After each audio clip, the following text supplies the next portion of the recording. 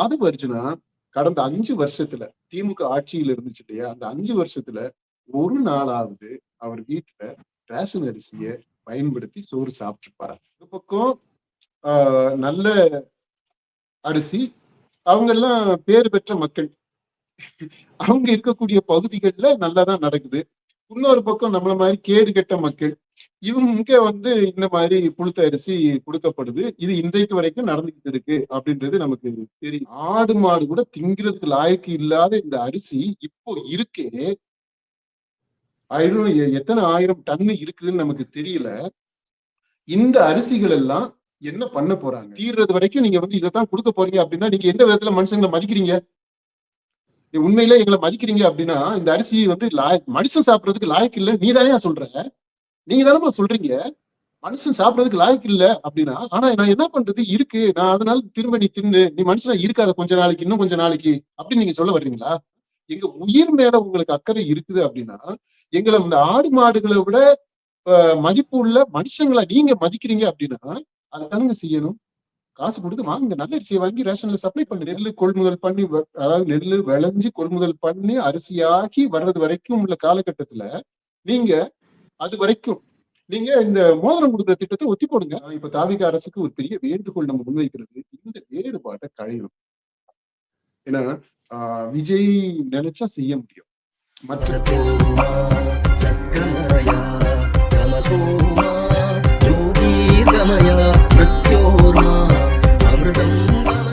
தரமில்லாத ration அரிசி கொடுக்குறாங்க. இப்போ கருப்பு கலந்து வருது, தரம் இல்லாம இருக்குது.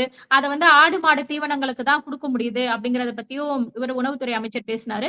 அதை தொடர்ந்து ஆதவ அர்ஜுனா இந்த நெல் கொள்முதலுக்கான அந்த விலையை அதிகரிச்ச தொடர்பா பேசுறப்போ, ஒரு நாளாச்சும் இந்த அரிசியை சமைச்சு சாப்பிட முடியுதா? அந்த மாதிரி ஒரு தரமில்லாத அரிசியை திமுக ஆட்சி அவங்க ஆட்சி காலத்துல இது பண்ணதுனால மக்கள் பயன்படுத்த முடியாத ஒரு தரம் குறைவானதா இருக்குது.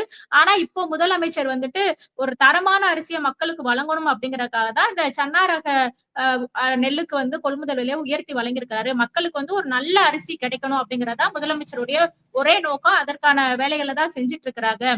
ஆனா உங்க ஆட்சியில கொடுத்ததை எதையுமே பயன்படுத்த முடியாதா இருக்குது.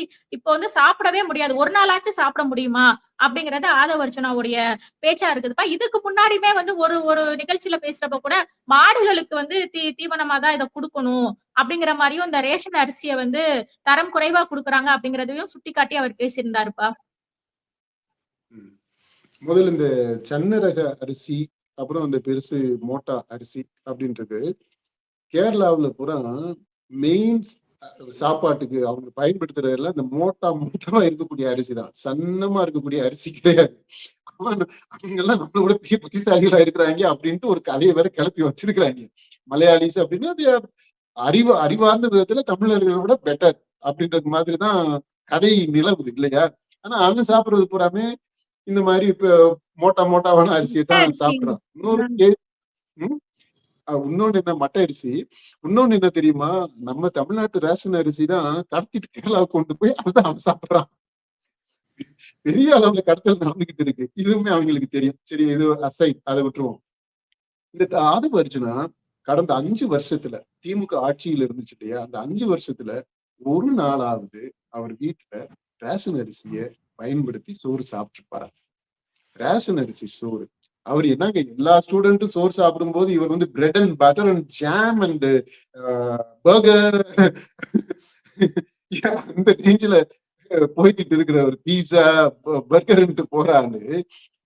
ரேஷன் அரிசியை பத்தி இவர் ஏதோ டெய்லியே இவர் ரேஷன் அரிசியை சாப்பிட்டுட்டு இருக்கிறது மாதிரியும், அதனால இவர் பாதிக்கப்பட்டதுனாலையும், இந்த ரேஷன் அரிசி புழுத்த அரிசியை வச்சு சாப்பிட்டு அதனால இவருக்கு வயிற்று வலி வந்தது மாதிரியும் நாங்க கற்பனை. இவ்வளவு தூரம் அவர் பேசுறாரு. மக்களும் நாங்க சாப்பிடறத சாப்பிடணும்னு நினைக்கிறாங்க. எங்களை மாதிரி நல்ல சாப்பாடு சாப்பிடணும், நல்ல அரிசி கிடைக்கணும். இல்லைங்க, நல்ல அரிசி கிடைக்கலன்றத இவர் எப்படி இவ்வளவு ஏதோ அவரே பர்சனலா பாதிக்கப்பட்டது மாதிரி அந்த லாங்குவேஜ் அவர் பேசுற அந்த தொழில், அதான் நான் சொல்றேன். ஒருவேளை அவர் ஒரு நாள் சாப்பிட்டு பார்த்துட்டு அவர் பேசினாருன்னா அந்த கிரெடிபிலிட்டி இருக்கும். இப்போ வார்த்தை சவுடால் தான் இருக்கு. ஓகே, இப்பப்பா மெயினா நான் என்ன பாக்கணும்னா, கடந்த 5 ஆண்டுகள் மட்டும் இல்ல, அதுக்கு முன்னாடியுமே நம்ம தமிழ்நாடு முழுக்கவே தொடர்ந்து இந்த மக்கள் ஆய்வுக்காக போய்கிட்டு இருக்கோமா, நம்ம பார்க்கக்கூடியது என்னன்னா, 2 விதமான தமிழ்நாடு இருக்கு. 2 விதமான ரேஷன் கடைகள் இருக்கு. ரேஷன் அணுகுமுறைகள் 2 விதமா இருக்கு. இந்த அரசுகள் எல்லா அரசும் திமுக அரசு, அதிமுக அரசு, இப்ப தாவேகா அரசு, இதையும் கூட நம்ம சேர்த்துக்கலாம். இன்னைக்கு வரைக்கும். இனிமேல் மாறலாம். எப்படின்னா, இந்த பெருநகரங்கள்ல அப்புறம் பெரிய இடத்து ஆட்கள் வசிக்கக்கூடிய அல்லது கொஞ்சம் படிச்ச கேள்வி கேட்கக்கூடிய ஒரு நடுத்தரம், கீழ் நடுத்தரம் அந்த ரேஞ்சில மக்கள் இருக்கக்கூடிய பகுதிகள் எல்லாத்திலையுமே எல்லா அரசுகள்லையும் அங்க இருக்கக்கூடிய ரேஷன் கடைகள் எல்லாமே நல்ல பொருட்கள், தரமான பொருட்கள் தான் விநியோகப்பட்டது. இன்றைக்கும் நீங்க வந்து அதை நான் சொல்றதை வெரிஃபை பண்ணிக்கலாம். நான் சொன்னது மாதிரியான அந்த டெமோகிராபிக் ஃபீச்சர்ஸ் இருக்கக்கூடிய இடங்கள்ல நீங்க போய் பாருங்க. அங்க இருக்கக்கூடிய ரேஷன் கடைகள் எல்லாம் நல்ல அரிசி கிடைக்குது. நல்ல சூப்பரான அரிசி போடுறாங்க. அங்க இருக்கக்கூடிய பொருட்கள் எல்லாமே ரொம்ப தரமான பொருட்களாக இருக்கு. இப்ப வரைக்கும், அந்த காலத்துல இருந்து இப்ப வரைக்கும். ஓகே. இப்ப இதே காலகட்டத்துல நீங்க இன்னொரு தமிழ்நாடு இருக்குது பாத்தீங்களா, இன்னொரு விதமான ரேஷன் கடைகள். அது இந்த நாங்கள மாதிரி ஆட்களுக்கு, கிராமத்து ஜனங்கள் இருக்கக்கூடிய அந்த பகுதிகள், குக்கிராமங்கள். அங்க இருக்கக்கூடிய மக்கள் ஏழை எளிய மக்கள், அவ்வளவு தூரம் படிக்காதவங்க, இந்த ரேஷனை நம்பி இருக்கக்கூடியவங்க. இதை போட்டாதான் இங்க இதை வாங்கிதான் சமைச்சு சாப்பிடணும் அப்படின்ற நிலையில இருக்கக்கூடியவங்க. அப்புறம் இவங்க வந்து எதிர்த்து கேள்வியும் கேட்க முடியாத நிலையில வல்னரபிளான ஒரு வலிமையற்ற ஒரு நிலையில இருக்கக்கூடிய மக்கள், கூலி வேலை செய்யக்கூடிய மக்கள் பெருவாரியா இருக்கக்கூடிய இந்த கிராமங்கள், குக்கிராமங்கள். இங்க இருக்கக்கூடிய ரேஷன் கடைகள்ல நீங்க பாருங்க, அதுக்கு நேர்மாறா இங்க இருக்கும். எதெல்லாம் இந்த புழுத்து போய் டம்ப் பண்ணி இவங்க அரசினுடைய தவறான அணுகுமுறையினால அல்லது போதிய பராமரிப்பு இல்லாததுனால பாதிக்கப்பட்டு அரிசிகள், இந்த பொருட்கள் எல்லாம் இருக்கும் இல்லையா, அது எல்லாமே இங்க வந்து பழுப்பா இருக்கும். அரிசி வெள்ளையா இருக்கும் தான் நமக்கு தெரியும், பழுப்பா இருக்கும். அடுத்து புழு வச்ச அரிசியா கூட இருக்கும். இந்த பருப்பு இங்க கொடுக்குறதெல்லாம் அப்படிதான் புழுக்குண்டே இருக்கும், வண்டு விழுந்ததா இருக்கும். இது எல்லாமே எங்க கிடைக்குது அப்படின்னா, எங்க டம்ப் பண்றாங்க அப்படின்னா, இந்த மாதிரி ஏழை எளிய மக்கள், வலுவற்ற மக்கள், இதை நம்பியே இருக்கக்கூடிய அந்த மக்கள் அங்க இருக்கக்கூடியதுல இன்னைக்கு வரைக்குமே அப்படிதான் நடக்குதுப்பா. ஓகே. ஏன்னா இப்போ சமீபத்துல நீங்களே சொன்னீங்க இல்லையா, அந்த கம்பம் இது தொகுதியினுடைய அந்த எம்எல்ஏ அவர் போய் ரெய்டு பண்ணி அவரு பார்க்கும்போது அவரே சொல்லி இருக்கிறாரு, இந்த மாதிரி எப்படி நீங்க வந்து இந்த எடை குறைவா கொடுக்கலாம், எப்படி இந்த மாதிரி புழுத்தரிசியை நீங்க விற்கலாம் அப்படின்னு எல்லாம் அவர் வந்து பேசியிருக்கிறார். தாவிக ஆட்சியில எப்படி இது நடக்க முடியும் அப்படின்னு அவர் வந்து இந்த ஞாயிற்றுக்கிழமை அவர் இந்த லீவ் நாள்ல போயிட்டு பார்த்து பண்ணியிருக்கிறாரு. அவரை உண்மையிலேயே நம்ம பாராட்டணும். அதிகாரிகளையுமே வந்து மிரட்டி இருக்கிறாருப்பா, இது மாதிரி எடை குறைவா போட்டீங்கன்னா நீங்க ஜெயிலுக்கு தான் போக வேண்டி இருக்கும். இந்த திமுக அதிமுக ஆட்சி காலி மாதிரி தாவேக ஆட்சி கிடையாது.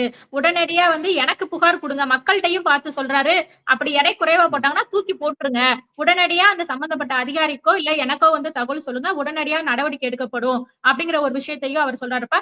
குறிப்பா எனக்கே இந்த விஷயத்துல வந்து அனுபவம் இருக்குதுப்பா. ஒவ்வொரு மாதமுமே வந்து இந்த ரேஷன் கடைக்கு போறப்போ எடை மிக குறைவா, அதாவது 15 கிலோ இருக்கிறதுக்கு 5 கிலோ தான் போடுறாங்க. இங்கேயாச்சும் 2 கிலோ 3 கிலோ குறைக்கிறாங்க. ஆனா இப்போ இங்க எல்லாம் வாங்கணும்னா 15 கிலோக்கு 5 கிலோ கொடுக்குறாங்க. இது மாதிரி நான் நிறைய பேருக்கு ஒவ்வொரு மாதமுமே வந்து இந்த மாதிரியான முறைகேடு நடக்குது. அவங்கள்ட்ட கேட்டனா வந்து நீங்க யார்கிட்ட வேணாலும் கம்ப்ளைண்ட் கொடுங்க, எனக்கு அரிசி கம்மியா வருது, நான் என்ன பண்றது அப்படிங்கிற மாதிரி சொல்றாங்க. அப்ப என்னங்க, முதலமைச்சர் வந்து சித்தாம செதறாமலாம் கொடுக்குறாரு, நீங்க இப்படி பேசுறீங்க அப்படின்னா நீங்க அவங்க சொல்றாங்க நீங்க யார்கிட்ட வேணா கம்ப்ளைண்ட் பண்ணுங்க, நாங்க என்ன பண்ண முடியும் அப்படிங்கிற மாதிரிதான். இது மாதிரி மக்கள் வந்து அப்போ போய் கத்திட்டு பேசிட்டு வாங்காம தான் வரக்கூடிய ஒரு சூழ்நிலை இருக்குது. இப்ப அந்த சட்டமன்ற உறுப்பினர் வந்து நேரடியா பேசிட்டு ஒரு நல்ல கோவமாவே பேசினாரு. அந்த வீடியோ எல்லாம் பாக்குறப்ப பாத்தீங்கன்னா கொஞ்சம் அடிக்க போறது மாதிரிமே போவாரு. அது வந்து தப்பான விஷயம் தான். இருந்தாலும் அந்த மக்களோட உணர்வா வந்து அவர் வெளிப்படுத்தினது வந்து ஒரு பாராட்டுக்குரிய விஷயமா தான் இருந்துச்சு. சரி, இப்போ அந்த மாதிரி நம்ம இந்த ரேஷனை பொறுத்த மட்டும் நம்ம பாக்குறோம், ஒரு பக்கம் நல்ல அரிசி, அவங்க எல்லாம் பேர் பெற்ற மக்கள், அவங்க இருக்கக்கூடிய பகுதிகள்ல நல்லாதான் நடக்குது. இன்னொரு பக்கம் நம்மள மாதிரி கேடு கெட்ட மக்கள், இவங்க வந்து இந்த மாதிரி புழுத்த அரிசி கொடுக்கப்படுது. இது இன்றைக்கு வரைக்கும் நடந்துகிட்டு இருக்கு அப்படின்றது நமக்கு தெரியுது. இன்னொரு விஷயமா, இந்த பணக்கார ஏரியால வந்துட்டு ரேஷன் அரிசிகள் வந்து வாங்குறது கிடையாதுல்லப்பா. அதனால அங்க தரமான எல்லாரும் போய் வாங்க மாட்டாங்கல்ல, கையை வச்சும் ஃபிங்கர் மட்டும் வச்சுட்டு வந்துருவாங்க. பணக்கார பகுதியில இருக்கக்கூடியவங்க யார் ரேஷன் அரிசி பயன்படுத்துறா? அவர் ஆதவர்ஜுனா சொன்ன மாதிரியே அவங்க வீட்டுல எல்லாம் சமைச்சு சாப்பிடவா செய்யறாங்க. இப்ப அந்த அரிசி எல்லாம் மிச்சமா இருக்கிறனால அவங்க வந்து தரமானதா போட்டு அதை வந்து விற்பனைக்கு பண்ணிடுறாங்கப்பா. அப்படி இருக்கு. அதான் விற்பனைக்கு போகுது. இப்ப அங்க வந்து என்னன்னா, உடனே கேள்வி கேட்டுருவாங்க. மீடியாவுக்கு உடனே போயிடும். உடனே அத பத்தி பேசுவாங்க. எல்லாம் நடக்கும்.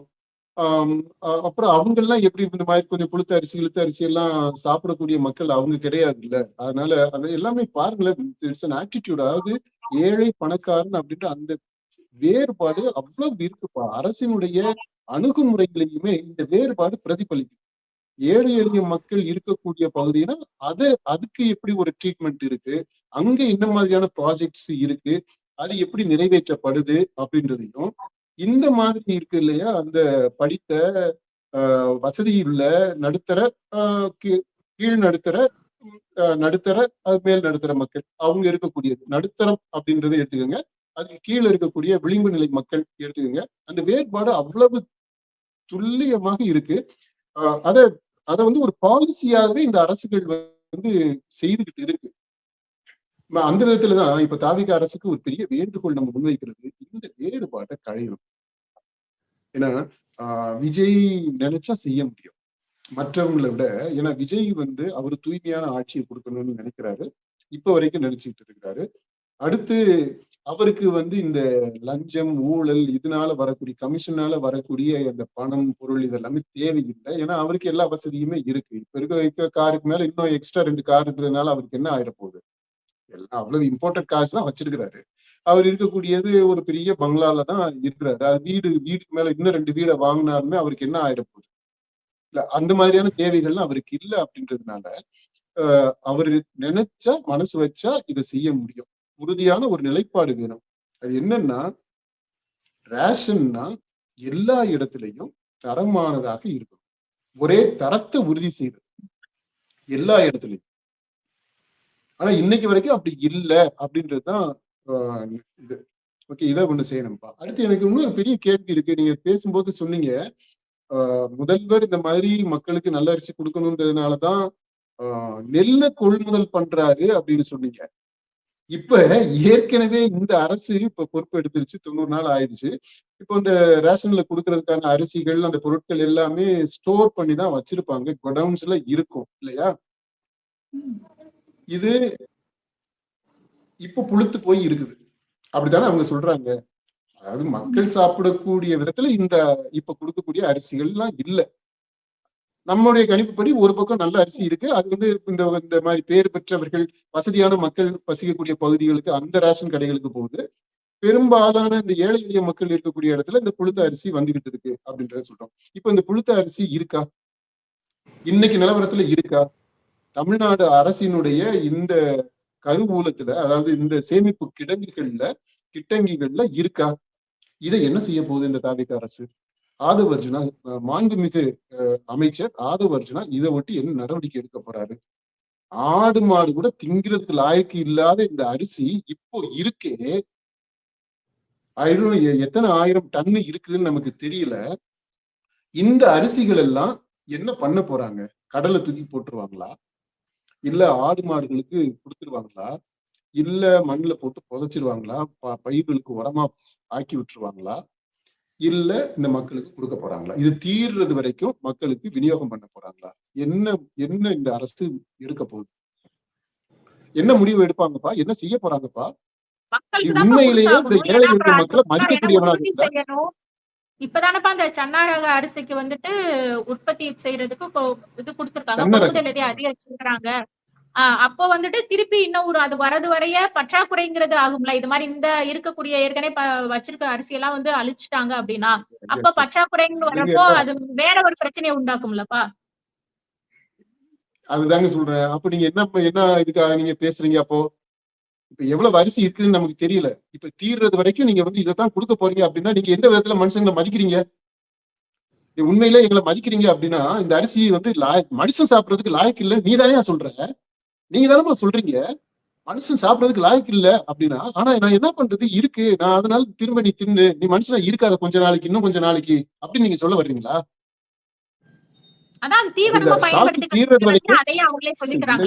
அதுதான் சொல்றேன். இப்ப வந்து வெத்து வாய்ச்சவடெல்லாம் பேசாதீங்கப்பா. நீங்க இதெல்லாம் நடைமுறைக்கு ஒத்து வராதது ஒண்ணு. நீங்க எப்படி நீங்க அப்புறம் சொல்லிட்டு நீ வந்து இன்னும் கொஞ்ச நாள், இன்னும் 2 மாசம் 3 மாசம் இந்த அரிசி தீரணும், அது வரைக்கும் நீ மனுஷனா இருக்காத, ஆடு மாடை விட கேவலமா இரு அப்படின்னு நீங்க சொல்றீங்களா?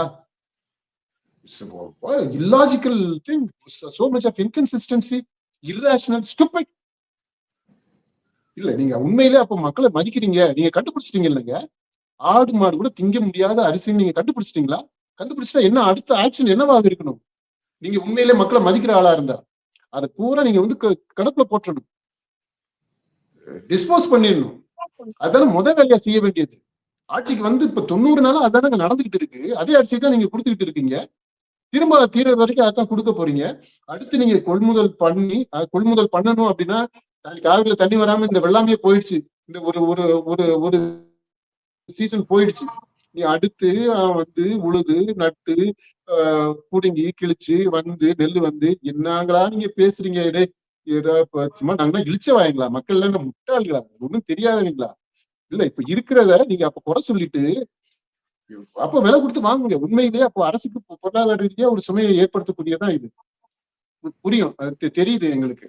ஏன்னா இப்ப இருக்கக்கூடிய அரிசி கிரிசி எல்லாத்தையும் நீங்க வந்து வேஸ்ட் தள்ளி விடுறீங்க அப்படின்னா, புதுசா நீங்க அரிசி வாங்கணும் அப்படின்னா ஒரு பெரிய செலவு தான்.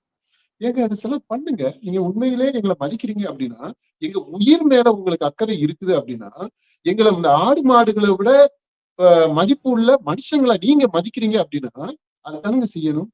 காசு கொடுத்து வாங்குங்க, நல்ல அரிசியை வாங்கி ரேஷன்ல சப்ளை பண்ணுங்க.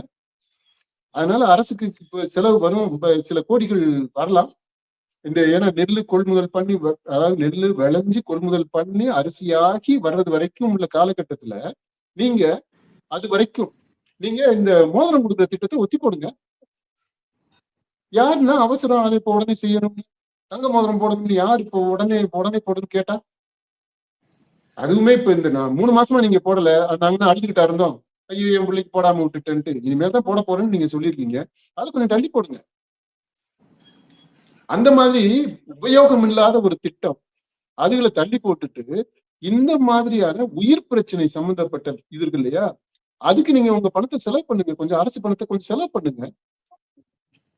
நல்ல அரிசி இப்ப வருது அப்படின்னா மக்கள் சந்தோஷப்படுவாங்களா? மனசார வாழ்த்துவோமா நம்ம? அந்த வாழ்த்து உனக்கு வேணும் அப்படின்னா நீ என்னப்பா பண்ணணும்? நீயே ஒரு பக்கம் சொல்லிட்டு அதுக்கு முரணா நீங்க உங்களுடைய செயல்பாடுகள் இருக்கே அப்படின்னு இந்த முரணை தான் நான் வெளிப்படுத்த விரும்புறேன். உண்மையிலே அக்கறை உள்ள அரசு இந்த புழுத்து போன அரிசி எல்லாத்தையுமே ஒதுக்கி தள்ளிடணும், டிஸ்போஸ் பண்ணிட்டு நல்ல அரிசியை வாங்கணும். அல்லது நீங்க இருக்க அரிசியை நிறந்து கொடுங்க, நல்ல அரிசியை நிறந்து கொடுங்க. அளவு கம்மியாகும், அதனால இப்ப உங்களுக்கு கெட்ட பேர் வரும் அப்படின்னு நீங்க பாப்பீங்க. ஏதாவது ஒரு விதத்துல ஒரு நல்ல முடிவை எடுத்துத்தானப்பா ஆகணும். இப்ப அரசுக்கு செலவு பொருட்செலவு வந்தாலும் நீங்க இந்த மாதிரியான ஒரு மக்களை மையப்படுத்திய, மக்கள் நலனை மையப்படுத்திய, மக்களுடைய மாண்பு, இது வந்து மனித மாண்புப்பா. ஏழை எளிய மக்களை நீங்க மதிக்கிறீங்க அப்படின்னா செய்ய வேண்டிய வேலைப்பா இது. அதை இந்த அரசு செய்யணும் அப்படின்ட்டு நம்ம கேட்டுக்கிறோம்.